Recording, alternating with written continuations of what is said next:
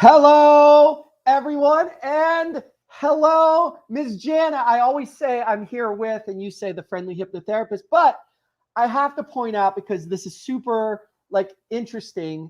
We are literally in the same colors again, Again, again. and I have a special guest in studio. We'll see if he shows up or not. Well, shows up on air or not, because sometimes I have another special guest in studio, but he says I'm not going on HypnoTalk. So there's that. But I make up that this is like we're in this like telepathic. What do you call those? Kind of Wormhole? like a wavelength, a vibe. I Yeah. literally went into my closet and I opened it up, and I have a lot of these types of, it's summer, so I got to wear a summer shirt. And I'm like, this shirt looks great. Yeah. I just popped it on, and then I come on. We're doing our pre-game prep, and look. And there it is, the turquoise. Although it could be argued by anyone who's met me or has spent any time with me that if you were to pick turquoise as your color of the day, you would probably have a pretty decent chance of matching me because there's a lot of turquoise shit in that closet over there. But, I'm just saying, we're definitely vibing. We're definitely. There's True that. supposed to be a thing of turquoise being a certain type of color that promotes being a healer. So maybe we can throw that energy out. Um, Well, that if anybody maybe has had some unpleasant thoughts on their mind lately, between the color turquoise and the full moon, we may be getting some good juju along with our good conversation today. yes. Today is the full moon, and I'm going to do a Oh, full moon ceremony. And I love when you howl to the moon. That's very awesome. I love that. that's my Woo. version of a full moon ceremony right there. Oh, yep, that's about as good as it gets over here. Now remember, it's what you want to release. So take your pad of paper, what you're releasing tonight. Yeah. And oh, by the way, I don't know if I filled you in, but obviously not the viewers, because this is our first show back from when you gave me that brilliant coaching for poker. Ah, Yesterday, I played just to have fun, just to play to have a good time. And I had a great time. It was banner time. I sat there for like almost 4 hours, and it was fun. Made some great plays. Got to like stare people down, which is always fun. And there were 309 people that were in that tournament. Some were saying one of the biggest non-championship poker tournaments here in Los Angeles that any of the casinos have held. Right, so that this one was at the Commerce Casino. So I'm not talking about the WSOP circuit that comes here, or the WPT poker tournaments they have here. Those get way over 300, but this one was 309. So the cash, I guess it was about 38. So to make money, you had to come in 38, which is roughly what? That's about 10%. Now, I didn't cash, but 2 weeks ago before your coaching, I would have been steamed because I made it pretty far and I was on the cusp, and I played this great hand. I was on the cusp of doubling up, and I lost the hand and I busted out. And I didn't steam. No smoke came out of my ears. My face didn't turn red like the cartoon characters. I remembered what you said, and I was happy just to be there playing. yeah. Because a year ago, I wouldn't have been there playing. So I was happy to be there playing.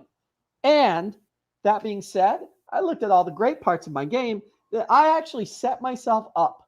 If I win that hand, I could coast into cash, but I didn't have my eye on just cashing. I had my eye on first place was $14,000. Do you know how many In-N-Out burgers I can buy for $14,000? A few. So, anyway, I will stand by my statement when I'm at the World Series of Poker next month, September, October, and I make it to my final table. You, my poker coach, will be coming to rail me, and I want everyone to know. And when ESPN interviews me, I'm going to say the coaching I got wasn't from a professional poker player. It was from my friendly hypnotherapist. So, enough about me. I've been talking too long. 6 minutes. I've been talking for 5 minutes and 47 seconds. I'm sure the audience is overjoyed to hear someone else's voice other than mine drone on for 6 full minutes straight. Oh no, they come on to hear you. My special guest even mentioned your yoga class and said that you said a lot of really great, insightful things in the Oh, class. how kind. Yeah. So kind. He remembers you. Well, I remember and this him. was years ago. Years ago, right? I mean, So anyway, you make an impact on people. Just saying. Okay, so let's make an impact on people on the cusp of this full moon. Mm-hmm. We talked about, and you actually did a short, an Instagram 2-minute video on this, and obviously 2 minutes doesn't do that justice, but you did a great job. You summed it all up, talked about thinking, and not just, hey, what's the deal about thinking? Thinking good or bad. Now, we don't really think anything's good, bad, right, or wrong, but I think we even said thinking, or how did you put it? What was your line on that? It was very dramatic, and I liked it. What you said about I thinking. don't recall the exact words, but what snaps to mind now, it's in and of itself, of course, thinking is a terrific thing. It's a great tool, but it needs to stay in the realm of practical, in the realm of creativity, in the realm of getting things accomplished, of calculating, of doing tasks that we all need to do in normal everyday life. But compulsive thinking, which is something that a lot of us, I think all of us really, have a tendency to do, is become a bigger addiction than any other addiction. In fact, I think it's the umbrella addiction over everything else. And people don't realize it. They realize they get lost in thought. But what they're not realizing is that they're having trouble getting out of getting lost in thought. And compulsive thinking begins to become something that a lot of people aren't, I won't say they're not able to stop it, but they may not know how to stop it. So they may be in a situation where they think they can't stop thinking. And they get sucked into thinking when they try to stop thinking. And the harder they try to stop thinking, the more they keep getting sucked into thinking. And many, many people have trouble breaking out of that, even for 30 seconds at a time. It's like quicksand, isn't it? Yeah. The more you struggle to get out of quicksand, whoop, you sink down. Yeah. And when you're thinking about things, although certainly certain thoughts are pleasant, I think the compulsive thinking that we're talking about, that's the problematic kind, is when the mind gets stuck in one of those loops of trying to fix a problem, or worrying about something, or dreading something. And the mind just believes every thought that shows up. And then because we have like a virtual reality pair of goggles on, or we're strapped, it's when we're in thought, we're actually in the experience of the imagining that we're having about how horrible something's going to be next week when it happens, and how we're not sure how we're going to be able to deal with it, and how this whole scenario could have just a terrible outcome, and what if this happens, and what will we say? And how will we cope if it doesn't go our way, and on and on and on. And it's like being in a movie, right? A And never-ending movie that never stops. It yeah, keeps going on and on and on. Kind of like Lord of the Rings, the third one, when you thought, oh, this is it, and then the eagle flies in, and you're like, oh, this is it now, and then never-ending movie. yeah, and it was so noisy. I remember just being in the theater going, "Oh my God, this fighting just needs to stop." But then I'm a girl, I'm not into the fighting scenes, which pretty much takes Lord of the Rings off the table for me as fun entertainment, you know.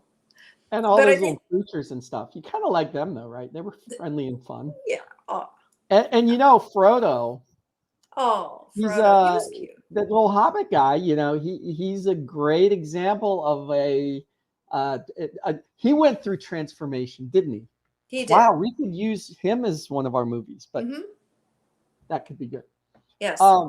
So you did mention in your video, you said that the thought thing, when people come to your practice to deal with something, what they end up, and you said in many cases, it is this thought. It is the thoughts that are holding them back. So explore into that. How is that different when I come in for anxiety versus I come in for depression versus I come in for I can't do something. Hmm. It's one thing, people will come in wanting to fix the end result of the bad thoughts. So let's imagine that they're worried that they might lose their job.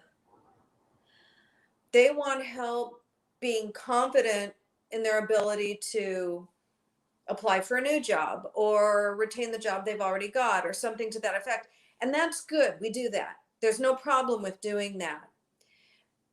But typically, once they achieve the result they want, they've got their confidence, they've got their they've dealt with the people in their office, the ones that piss them off, and we've dealt with all of that. We've gotten them, super resilient. What ends up still happening is there's this program that runs that is continuously thinking and thinking and being very concerned, usually about the future. And that is the bigger habit. That's the umbrella habit, is the thinking. And really, it's nice that they've picked up a few skills along the way, like confidence and the ability to get along with people. But the bigger issue is the thinking, the constant and compulsive thinking, because it's going to just bring in the next issue in their life. Once they're done worrying about the job and they're done worrying about the people at work, suddenly it's going to be a family member, or it's going to be their finances or their kid or COVID, or it could be any number of things. And where people, and I would have put myself in this category as well, I think I've determined where we get stuck is that the thoughts of what could go wrong aren't particularly wrong. They actually have some merit. The person's job actually might be at stake, and a whole crap ton of people really might die of COVID, them included. So it's not as though their thought isn't right, it's that it's magnified. So Steve, who I love, he hears me rant and rave about things. And as an engineer, he likes to fix up old amps, and he restores turntables and does all these things as a hobby. Oh, And very he nice. said, "Oh, well, the thought is like the little musical input. It's like the little electronic signal that goes into the amplifier.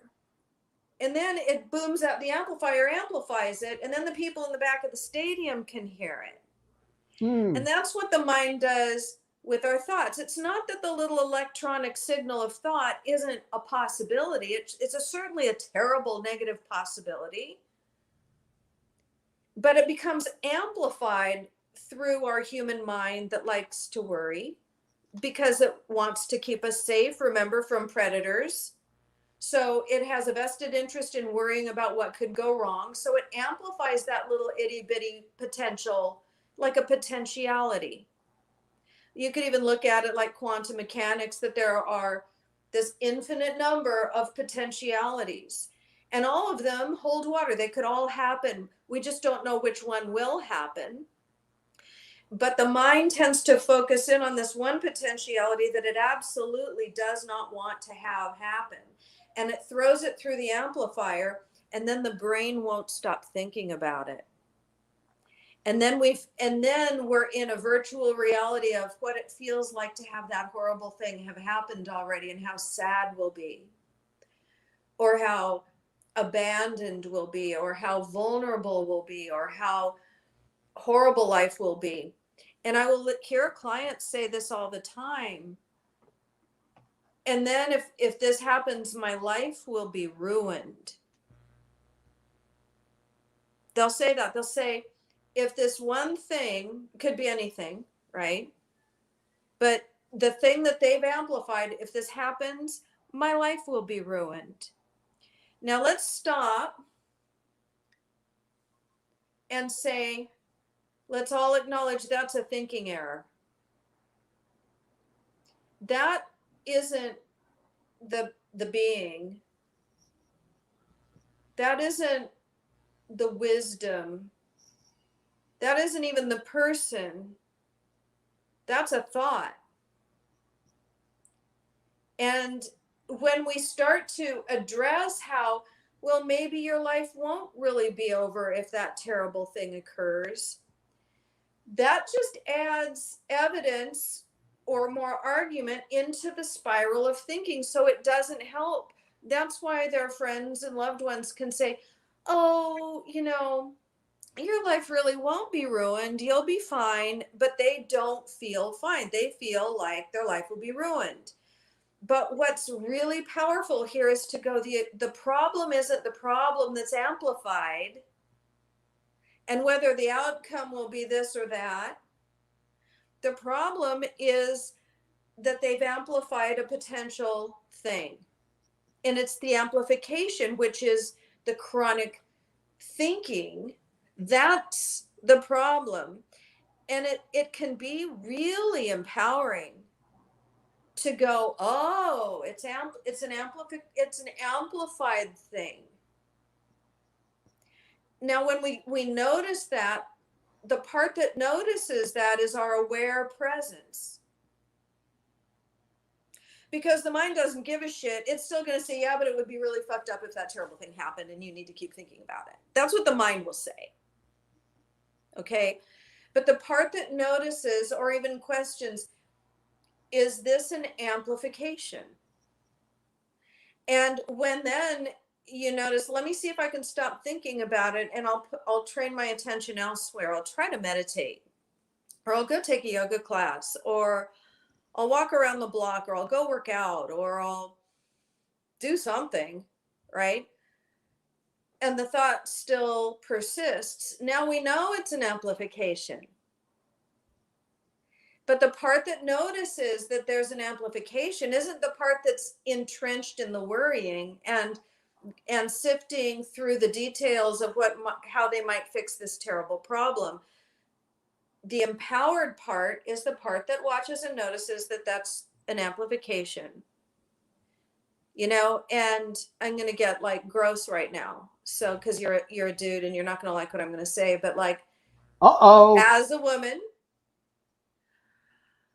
I remember when I was like, I don't know, early teens, and I would be crying over some boy, like really crying, and my life was over, and my mom would go, honey, are you close to your period? Ah. And I'd be, yeah. And she'd go, okay, then whatever's going on is amplified by your hormones. Now, that didn't solve the problem of what was going to happen with his stupid boyfriend. My mind still wanted to know, But the noticer in me was now activated to notice, oh. And what my mother would say was that before your period is not a good time to make a big decision about anything. And what I learned to do was shelve that particular argument in my head until later and see how I felt later. And of course, later on, about 99% of the problems go away. And yes, the things we worry about when we're in a big thinking loop, whether it's a hormonally induced one or whether it's just a plain run of the mill thinking habit one, those things are real things. But the structure of how we're amplifying and thinking is the thing to be solved, because there's ways to solve that when the thinking mind subsides and the worrying goes down, 90% of our problems go away. And the ones that actually pragmatically need to be solved will become solved, but not through the mind. They'll be solved through presence, through wisdom, through insight and inspiration. We'll be able to move through our lives and not give too much credibility to those things that trigger us emotionally and assuming that there's something wrong. So you want to stop believing in everything that goes through your head. So would you even say this, that if you are stuck in this loop and you think all these things are going to happen, and it's usually because we talk through this scientifically, it's the negative mindset and it's all, pre-programmed, that's your ROM, that's your ROM, that if you keep thinking that something is going to happen, like my poker experience, right? Like, oh my God, there's going to be a bad beat. I just know it. I know there's going to be a bad beat. I better protect myself so I don't get bad beat. It's going to happen. Mm-hmm. What are your thoughts on that? Yes, because you're amplifying. It's like shining a major flashlight on something, and it's activating it. It's bringing it into being. Now, I don't like to talk about that when it comes to negative stuff. Okay, because that just scares the active thinking mind more. Oh my God, now I really have to stop thinking about it, or I'm going to actually and then what happens? What happens when you say, I got to stop thinking about X? You start thinking about X. Yeah, don't think about the big pink elephant in the room. Then there's that big pink elephant again. What's Don't think about 6 naked women surrounding you right now. And suddenly you're like, wait a minute, why are we doing HypnoTalk right now? I want to go think about that. Wow. No. So what we want to do, there's a strategy here. There's a couple of strategies here. Ooh, what people find, I had a client last week who broke into tears in a panic, realizing this person started realizing they couldn't stop thinking, and it scared the living shit out of them, right? And so here's the thing, we want to let it be fine. We don't want to try to stop thinking because it doesn't work. Okay, what we want to do, there's two things, and one is redirecting into placing your focus on something else. So instead of placing your focus on stop thinking, that's like saying, don't screw up,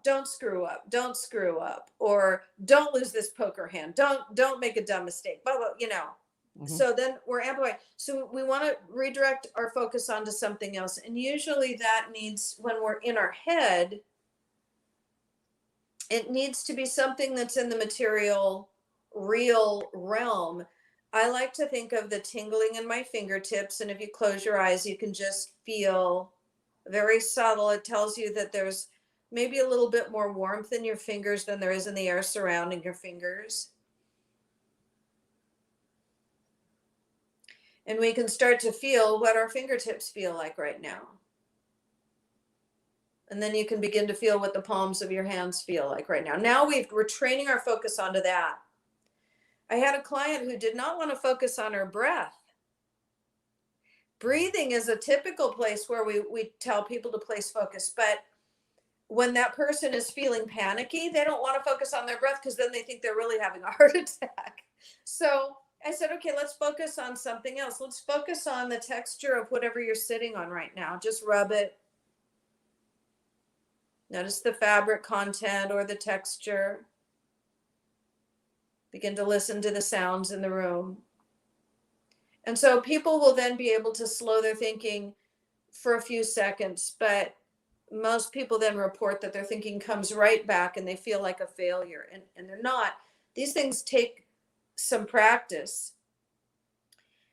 And it takes some real commitment and keeping with it to begin to gain control over the thinking mind. And at first, we don't want to try to stop thinking. We just want to redirect into the present moment.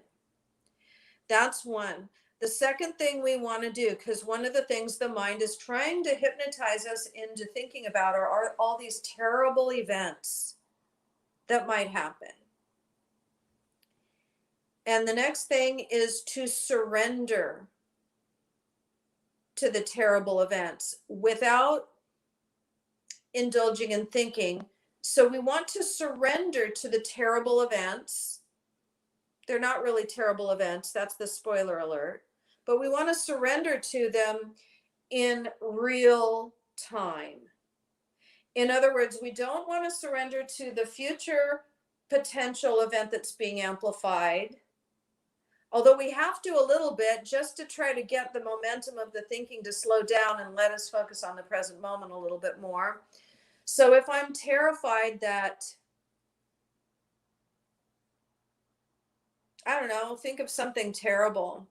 If I'm, okay, for you, if I'm terrified of losing a poker hand, then I need to surrender to that and let it be fine. That I'm not going to die. The world's not going to end. Right. But we want to keep it out of the thinking realm. So ideally, you want to surrender to that when it happens. So if you're going to play poker for years, you're going to win some and lose some. And we want to be able to enjoy and embrace, not enjoy perhaps, but transcend the losses rather than block them or stuff them or resist them. We want to be able to transcend losses and ride them and glean from them all the value that they have. And that comes in the present moment. A loss can really be beneficial. A loss in a business dealing could have a teaching of resilience or humility, or it could redirect a person onto their real career path that they were always meant to do. There's a lot of grace in life events. So one of the things we want to do is stop label everything as a terrible problem, because that's telling the universe it's a terrible problem. And the universe is like, oh, no, it isn't. It's what you need to get next. Because so the we want to universe embrace doesn't see. challenges, Right. and not label it as a terrible problem. And you might say, well, what if that meant your house was going to burn down? Is that really like an event that you need? And we don't want to look at everything in a rose-colored glasses way, mamby-pamby way, and say it's all good. But we do want to surrender. All good, man. Yeah, we want to surrender. So if your house burned down,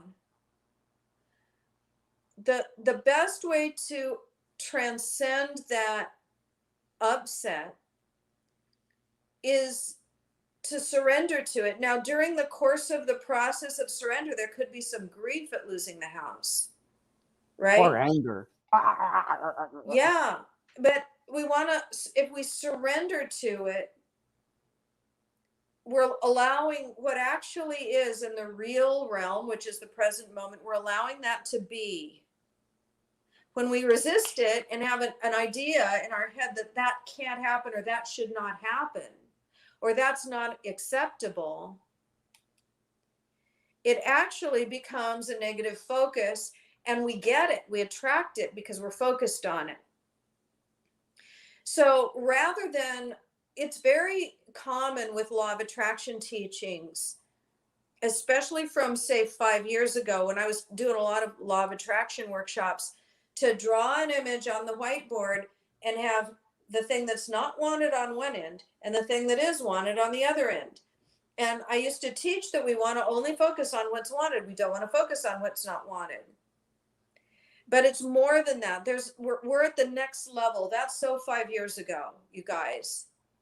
It's not that that isn't also true, but we're deeper than that now. We're starting to notice that events don't necessarily have a positive negative charge. Our thinking mind has assigned that duality. And we want to surrender to it all. When we surrender to it all, it helps us clear. And so we're talking about full moon. What do we need to clear?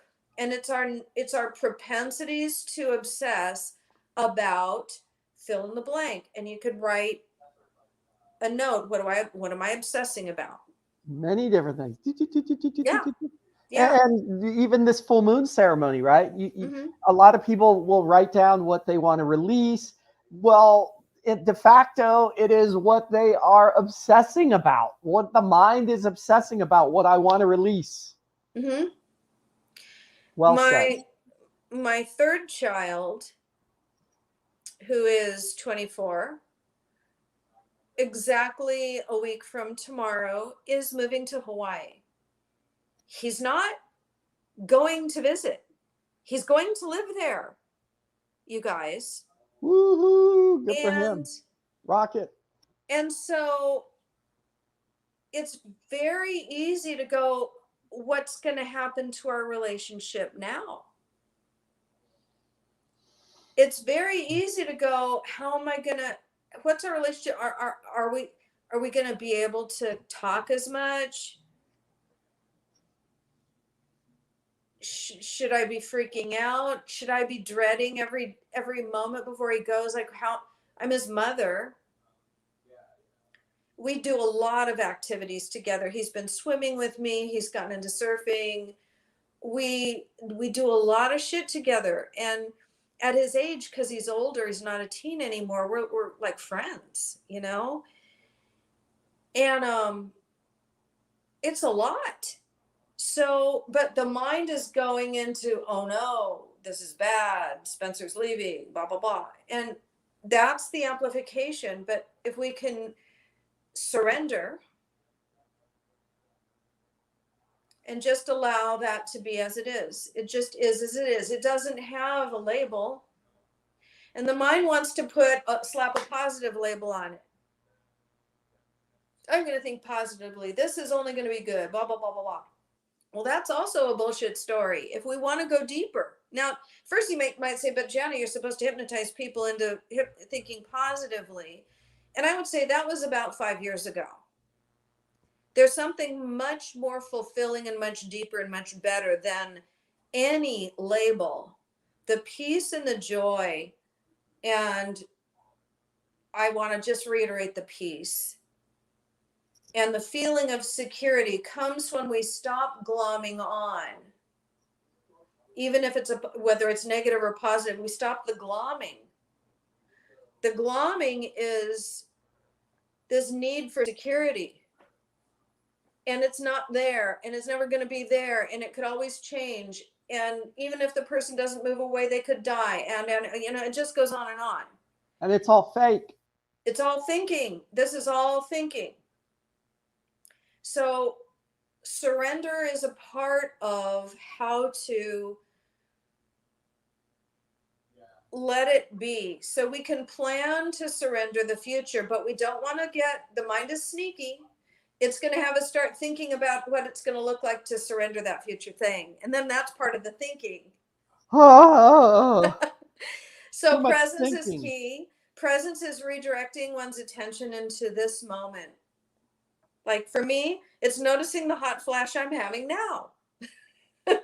And where how it kind of messes with the back of my neck and how it makes my toes tingle. And Hmm. this is like way too much chick information for You're you. being very present.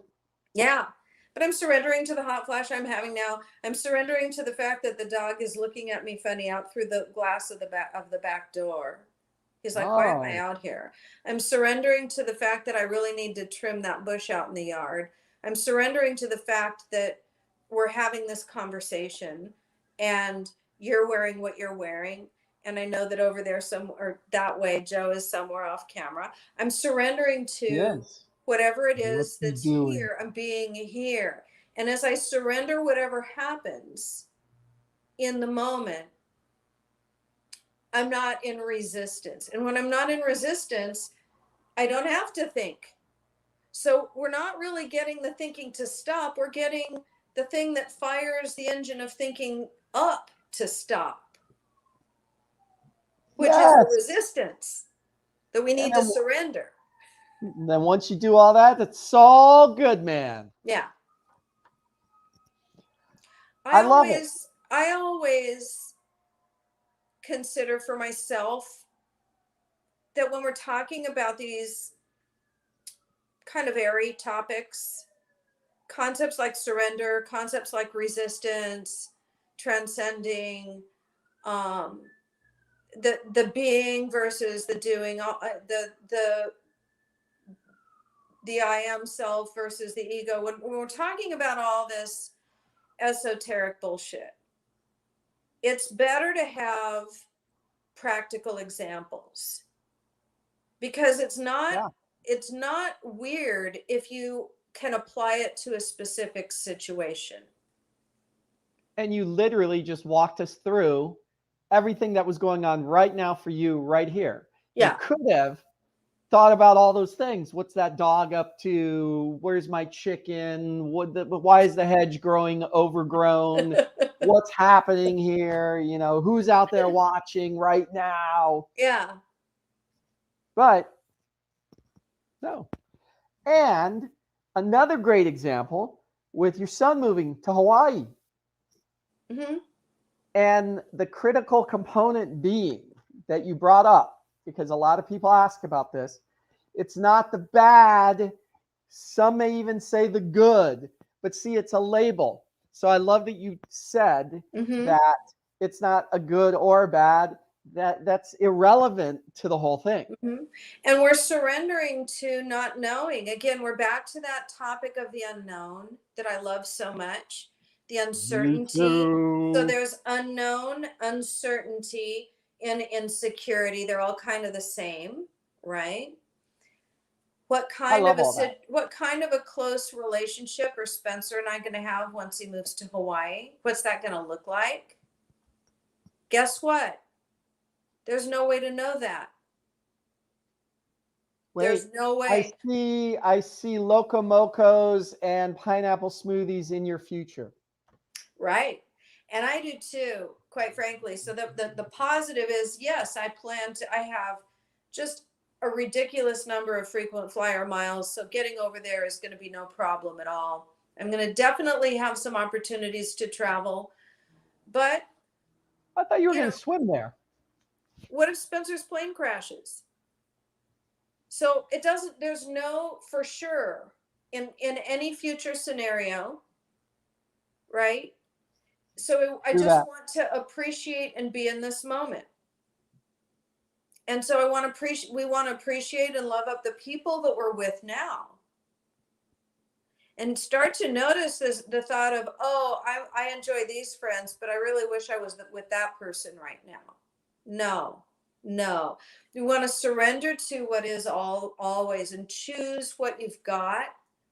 Choose to be in the room you're in. Choose to be with the person you're with. Choose to 100% appreciate and surrender to the present moment, whatever it looks like, whether you like it, don't like it.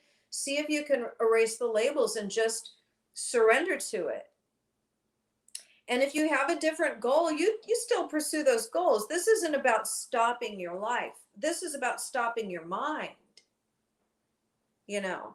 And when you stop your mind, you create peace. Hey, and guess what might happen?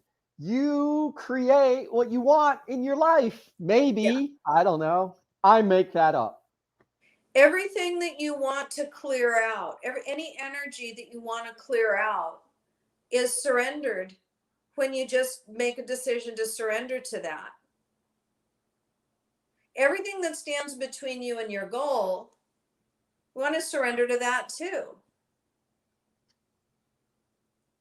Everything that happens doesn't happen.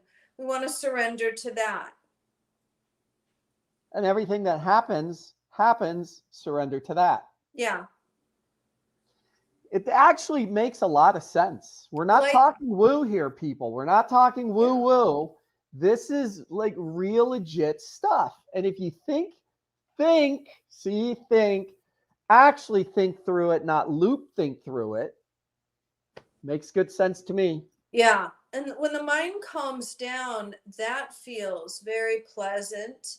And it's not calming down through drugs, which takes a person under thought. It doesn't take a person to it. There's a similar experience, but it's not as awake. It's temporary too. It's suppressing the ability to think, or to overthink, or to think loop. So if you were to take something that, and I'm not anti-drug at all, I'm willing to try whatever. But I'm not against it at all. I'm just outlining the distinctions between a state of awakening and an altered state. An altered state goes below thought. In other words, whatever you've ingested might make it very difficult to stay on that same obsessive track. It would change it somewhat, depending on what it was.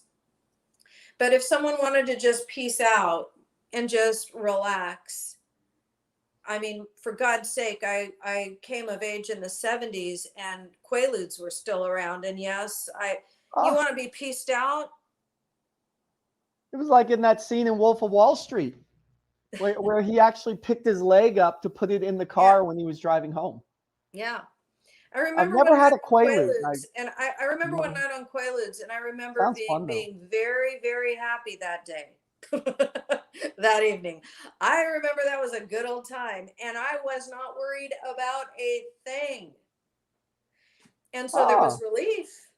Well, what happened? My thinking mind was not able to do that based on the chemicals in my brain. So I was in a forced state of stop thinking so much. And I was present with, we were out dancing, as this little place is not there anymore in South Redonda. We were out dancing. I remember what I was wearing. And I remember what I was wearing because I was getting ready to take it all off in the middle of the dance floor, which thankfully I didn't do.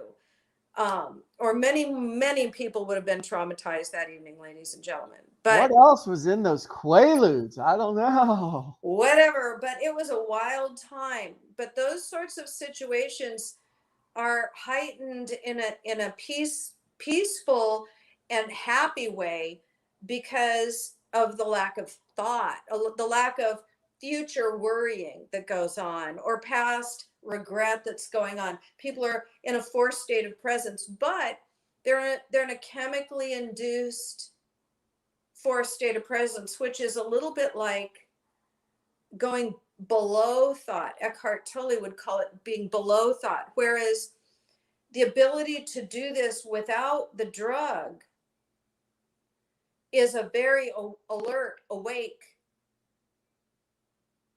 state. Yeah. Plus, it's completely open to receiving what's here right now, versus, and when it does go off to think, it's at will. It's like the awareness is operating the brain rather than the brain being in charge. It's like the lunatics have taken over the asylum, you guys. No, say it ain't so. Yeah. Well, So this is and also, taking Janet, control of the lunatics in the asylum, because they're lunatics, those thoughts. Every thought you have that says that you'll never be happy again if you lose that relationship is full of shit. So we stop listening to everything your mind thinks. boom. Where's my Boom. microphone? That sums it up. Redirect the focus. Stop thinking, as they say in Bull Durham, stop thinking meat, you can only hurt the team. And number 2, surrender. Yeah. Now, Surrender is huge. what we're going to leave our viewers with is this. Tonight is the full moon. Again, it's this whole release thing. I love it. A release thing. What exercise would you give our friends out there to, we talked about this thing and releasing these thoughts. Mm-hmm. What would be relevant tonight for someone to do to release these thinking thoughts or thinking, or what would you tell them? I would say write a list of propensities and burn them. And it might When you be, say propensities, what do you mean? Give us a specific, what propensities of what? I was Obsessing? remembering that years ago I had a propensity to worry about whether my boyfriend was going to call me.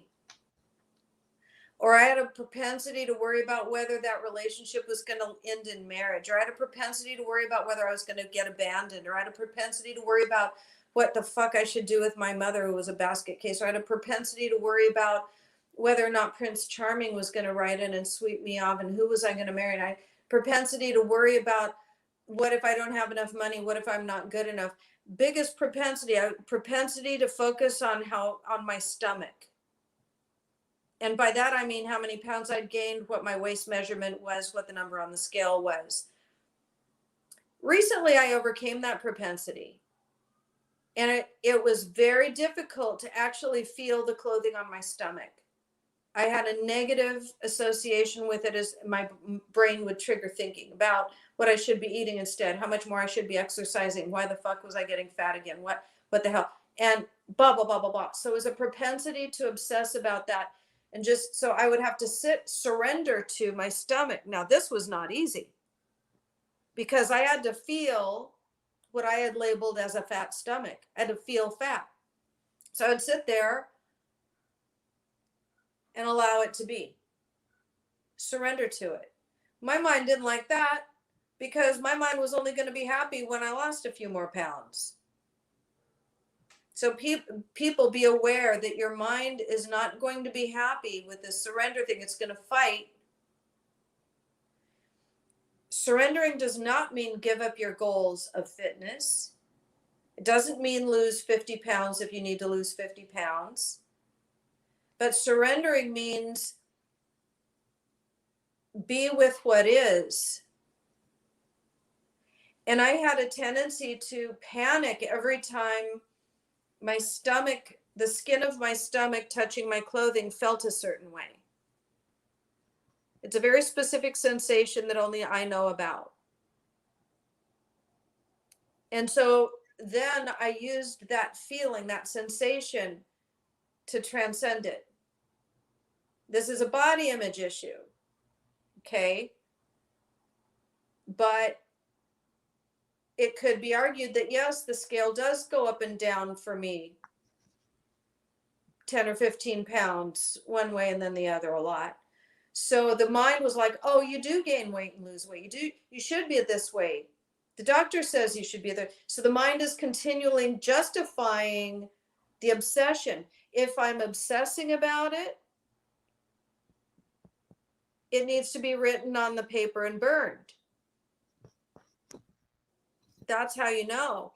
And so then it becomes, I want the propensity to, Then I started to notice how many times a day I think about my stomach. You don't want to know. It was a lot. It was scary when I noticed how many times a day. But then it became a spiritual practice of feeling my fat stomach and allowing it. Just allowing that feeling, and then removing the label of fat, not trying to talk myself into it was skinny enough, or it was fine, or it was better than other people's stomachs. Or no. So this is where we get rid of the labeling, starting to just allow it, whatever state it happens to be in this moment, to be. And I'm not choosing to like it, not like it. It's not, I'm not putting into a duality decision. I'm not making a decision, just allowing it to be. I'm just surrendering to how it is and seeing if I can just be without thought, just watching the physical feeling of it, watching my mind's panic at wanting to figure out what to do about it, label it. So the propensity is to do that. So the propensity is the propensity to obsess or think. And we don't want to believe what the mind says, which is that we need to do something about this. We need to devise a strategy right now. Because I've had that obsessive thought about 100 times a day, and that's a conservative number, for the last 60 fucking years. So is the problem about what to do about my stomach? Or is the problem about the obsessive thought? It's the obsessive thought. So the obsessive thought is what I mean by propensity. Do you get it? Most of you out there will not get it. You'll think that, you're still thinking that because it's a real thing, like I really do personally want to lose a couple pounds, and I would love it if it came off my stomach, just between you and me and the lamppost. But remember, that's one of the possibilities in our lineup, and it's being amplified so that our mind thinks of it 100 times a day. So whatever a person's thing is, we want to look at what's being amplified 100 times a day. And don't tell me nothing, because we're all just one. So if this is going on for me, then in some form or other, it's going on for you too. You know? Do that. Yes. So we want to burn that shit out. And that gets us committed to ripping that weed out by the root. That's root cause stuff right there. Get that weed. Very, very good. And you out there in viewer land actually have something to do tonight. Your friendly hypnotherapist has given you a homework assignment. So do your homework assignment, and please chime in to our comments below if, see how it felt, because I make up, this is a powerful exercise. And I think it's great advice. Yeah.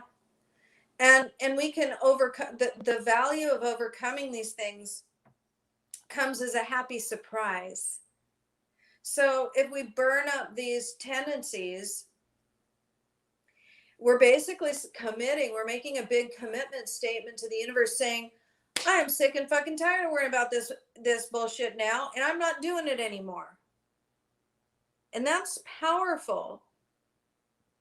And I'm going to surrender to whatever happens, but I am not going to waste one second of my precious time or energy doing that. I had so much time on my hands when I stopped worrying about my stomach. It's sort of like that line in Step Brothers. There was so much more room for activities in my head. If we're not thinking about our fat stomach, then oh my God. Think about how much happy stress, accident was less stress. I stopped being hungry all the time. I didn't know that was going to happen, but I had resistance to fat, which put me in fight or flight mode to a certain extent, which made me hungry all the time. I didn't know that would happen. That was a happy accident. And see, when you surrendered to it. I Other broke through it. things happened, broke through it. Other things happened that, again, right, we're not labeling things good, bad, right, or wrong, but things happened that served you in your life to create results. For example, you just said you wanted more time, or you had more time to perhaps spend with your chicken outside, or the dog, or whatever. Well, You you created. wanted to talk about law of attraction, especially when it comes to winning at poker, but winning at anything. When we overcome these things that have been amplified, as Steve put it, the little thoughts Ramming, that are ramming. there, the possibilities there. When we get rid of those, we clear the path, and suddenly we start receiving everything we ever wanted, because there's space to receive it, and the signals aren't all going in different directions. And look, again, it's not woo-woo stuff. It's simple math. If you have 24 hours in the day and you're worrying about something for 10 hours or 5 hours and whatever, 1 hour, not worrying about that frees up an hour of your day, or 10 hours or 5 hours, whatever it is. Simple math, not woo-woo. And what you fill it with, who knows? So anyway, love it. Any final thoughts? The addiction to thinking is a great way to look at any problem you have. You might think it's something else, but ask yourself, can I get out of the thought bubble? Or am I in a virtual reality? Am I driving along thinking about something completely unrelated to what I'm doing right now? Yeah. And you'll know. Am I in the matrix or am I not? Being in the thought bubble is never as fun as being in real life. Even if you're imagining something wonderful, it's not as fun as actually experiencing something wonderful. Yeah. You can imagine hugging someone you love, and it's nowhere near as wonderful as actually hugging someone you love. Agreed. I would take the blue pill. Yeah. I would not be in the matrix. I would be in the Nebuchadnezzar. I believe that's what the spaceship was called. Mhm. But anyway, When spiritual types talk about the awakening, that's what that is. It's awakening from the dream of thought. It's moving your awareness from focusing, you're the flashlight, from focusing on the thought bubble you're having to focusing on the life that where your body happens to be situated in this very moment, with that dog and that overgrown hedge and that friend and that stomach. always that stomach. Hey, Yeah. you know what? Great examples. I'm gonna say that today, very, very good examples of really putting this into somebody's life, into our viewers' lives. So, as always, brilliant. Follow our friendly hypnotherapist, Jana. She's amazing. And next week, we bring HypnoTalk to YouTube. We've been doing this we bring HypnoTalk to Facebook. We've been doing this on YouTube for quite some time. And now we're going to splash around on Facebook a bit. Yeah. So I'm excited about that. And I'm not thinking about it. I just have fun doing this. That's why we're doing this. Yeah. So thank you as always, Ms. Jana. You're brilliant. Oh, Can't say enough amazing things about you. So good thank stuff. you. All right, everyone. Enjoy your full moon. I will. Ooh. Woo. And until next time, peace.